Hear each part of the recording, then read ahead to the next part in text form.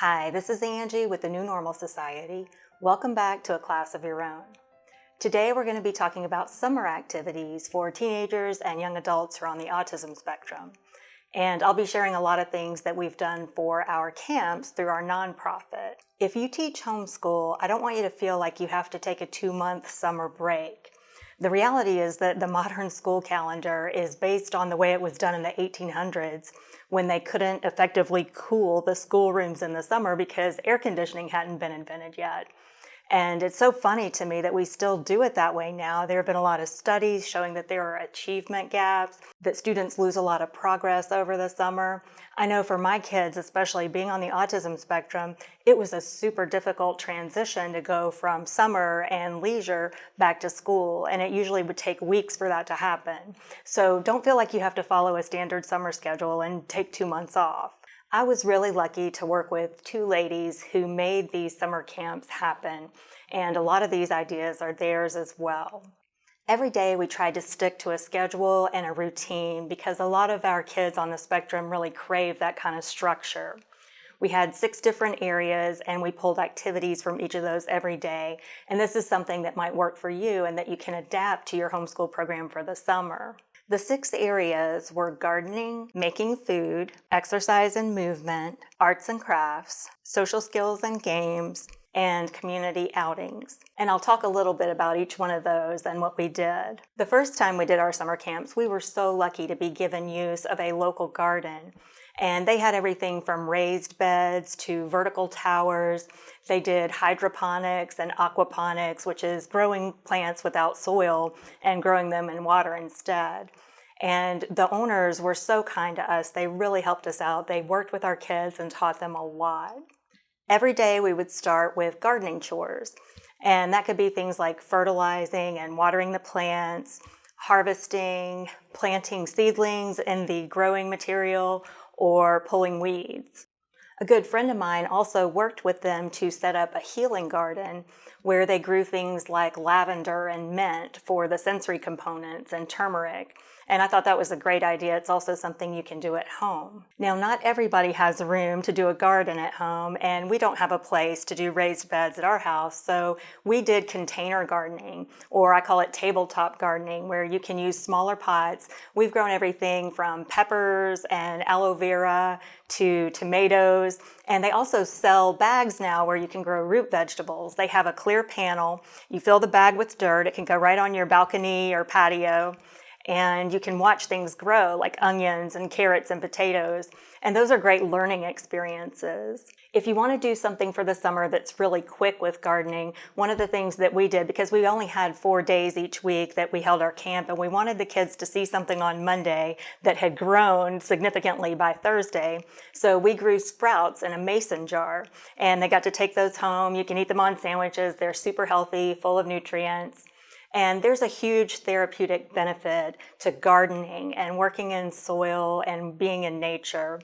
And they've actually documented this, especially in the past 20 years. They've done studies showing that gardening can help with things like anxiety and post-traumatic stress disorder or ADHD. So a lot of these things our kids on the spectrum are dealing with at the same time. So gardening is super beneficial. It's fun, it's calming and relaxing. We did it every day. The second thing we did every day was make food. And I've done a video on using culinary skills in your homeschool program. I'm a huge fan. It's a very natural and motivating way to learn. It's also a very social activity. So we did things like this pretty much every day in camp. The way that you can make it special in your homeschool program is by having a theme. So one day we did a Taco Tuesday, and we didn't have use of a stove, but we did have a hot plate. So we did seasoned ground beef, and then we had the kids assemble a taco bar with all the different toppings, and they could pick what they wanted. And then we made a dessert out of sandwich cookies that looked like tacos. So it was something a little different, something fun that was around a theme. We also did homemade smoothies that had fruits and vegetables from the garden, and the kids got to pick what they wanted to go in them. So we're talking about skills of independent living and nutrition at the same time as we're having a delicious and refreshing smoothie. We did infused water, where one of the ladies would bring in fresh fruits, or we would use vegetables from the garden and just keep it sitting out all day so that everybody could go and have it whenever they wanted to. It's a great, healthy way to hydrate, especially if you don't just like plain water. We also did things that didn't require cooking. We had a speech-language pathologist who was wonderful working with us, and she designed some activities that were meant to be cooperative.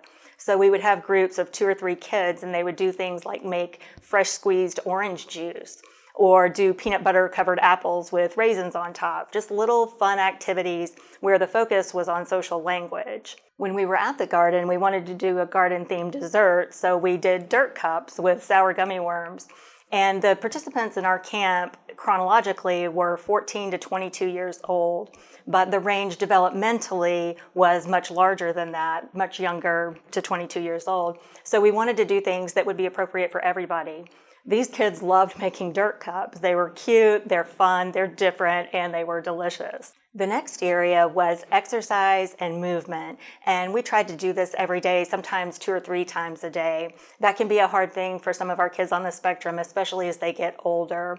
Sometimes medications can also affect appetite and energy level, so we felt like it was really important to do this at camp. One day we had a dance where we hired a DJ who is also on the autism spectrum himself, and that was a huge hit. It's great exercise. Obviously, working in the garden every day, everybody was getting a lot of exercise and walking. And we also did yoga. One of the therapists who was working with us was also a certified yoga instructor. And so she came in and we would kind of dim the lights, and we actually used chairs to control the space and make it safer. That also works if you have a student who has mobility issues. And everybody really enjoyed this. All of us, the community volunteers, the peers, the camp participants, the parents. It was so relaxing just to learn how to breathe and how to stretch. If I were in a typical school, in a typical classroom, I would want this to be taught to kids. I think you can't underestimate the amount of pressure and stress that some of these kids are under. So giving them time during the day and giving them strategies for counting and breathing and noticing their breath was really important. Other ways to incorporate exercise and movement are going to local parks and going for walks. And there are a lot of things that you can do out in the community as well that we'll talk about in just a few minutes. Another thing we worked on in summer camp was arts and crafts. And we tried to do things, again, that were age appropriate and kind of different and kind of fun. One of the things we did was make bath salts. So we used Epsom salts and baking soda and essential oils. And I'll put links to directions for all of the things I'm talking about here in the description so that you can see how they're made.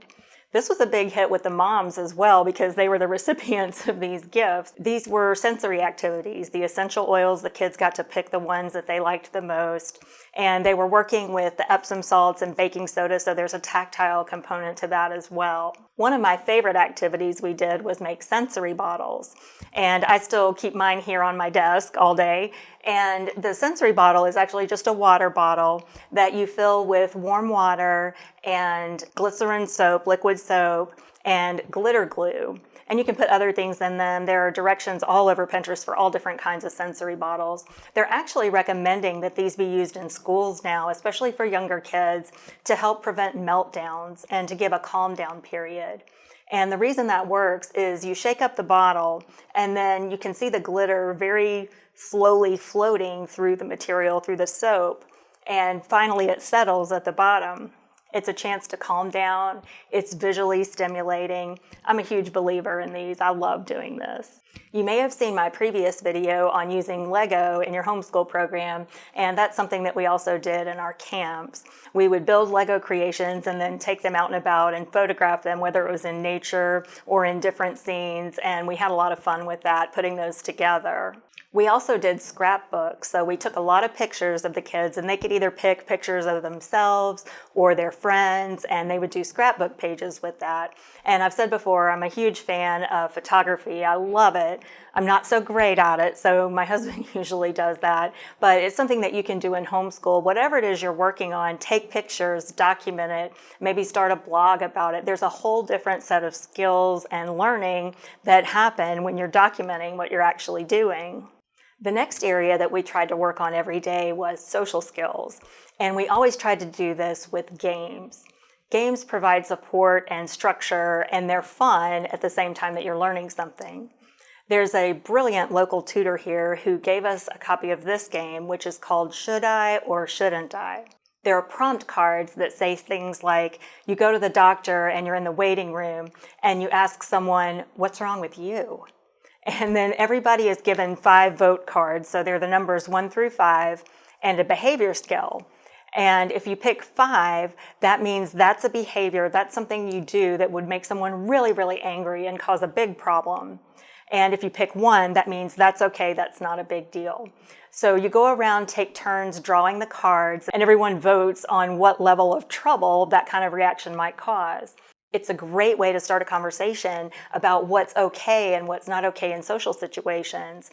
And for many of our kids, these things need to be explicitly taught to them. They may miss some social cues or emotional cues. So this is a way to teach it and a way for them to have fun. They're talking with their friends, they're justifying their choices, and they're hearing other people. So again, if you have peers, friends, or family members who can help in your homeschool program, this would be a great thing to try. On Teachers Pay Teachers, I also found a set of prompt cards, and you can use these with dice or with a typical board game. Usually it has 2 players, and they're asking each other questions such as, what's a safe place for you in your house? Or tell me about a time that you cooperated. Again, this is starting conversations. It's building friendships between 2 people, and in our case, our camp participants. And it's teaching social, emotional regulation. This little game with just 2 participants, and obviously we would support the kids and we would kind of listen and try to facilitate, but as much as possible, we would let them play this game and talk to each other and hopefully learn something from it. The last thing that we would do every day, or at least a couple times a week in our camps, was go on community outings. And this is where I owe those ladies that I was telling you about a debt of gratitude, because my tendency is to shrink our world, because it's stressful sometimes being in public with my son, especially if it's a place that's crowded. And it's not his fault, but I am hyper vigilant. I'm constantly watching him to make sure he doesn't wander off or try to start a conversation with someone who doesn't know how to interact with him. That can get really tricky. So I've always been very careful with him. And for that reason, we didn't really go out a lot. We didn't really get into our community. So these 2 ladies were always on the go. They were always in the community. So that's what we did for our camps, and I'm so glad that we did. We went for a pontoon boat tour at our environmental learning center. We're really lucky to live near a beach, and there was a waterway, and we even got to see dolphins that day. I think I was more excited than the kids were about that. Another place we visited was our local art museum, and we had helped pilot a program there for teenagers and young adults who are on the spectrum, and they're 2 wonderful ladies. They would design activities for our kids. They would go and see the latest installments, and they would talk about them. They would do an art project based on those, and we had a lot of fun with that. It was also a chance to learn about spatial awareness, not getting too close to the artwork or the other patrons. Obviously, summertime is also a time for leisure and to kind of recharge your batteries. We gave lots of frequent breaks during our camps. That's something that's easy to do at home. And we would provide things like paper and color pencils or markers if anyone wanted to draw, or they could take pace breaks, phone breaks. And we also found these coloring books that are specially designed for teenagers and young adults. And I was surprised by how much the kids loved these. I personally enjoy them as well. It's something I wouldn't have expected. And especially in the past few years, they've been studying this more and more, and they're finding benefits for it.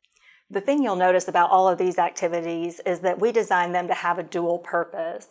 We wanted them to be fun, obviously, and enjoyable, but we also wanted them to be therapeutic, whether it was very calming and meditative, like gardening or yoga, or whether it was creative, like doing arts and crafts. We tried to weave sensory integration into everything that we did. So you can really serve many purposes, and also every single one of these things you can learn, and they're educational. So they can all be used in your homeschool program just as easily as you could use them over the summer. I hope I've given you some good ideas for summer activities in your homeschool program. Next time, we're going to be talking about teaching reading and literacy for students who are on the autism spectrum. Thank you so much for watching, and I hope you have a great day.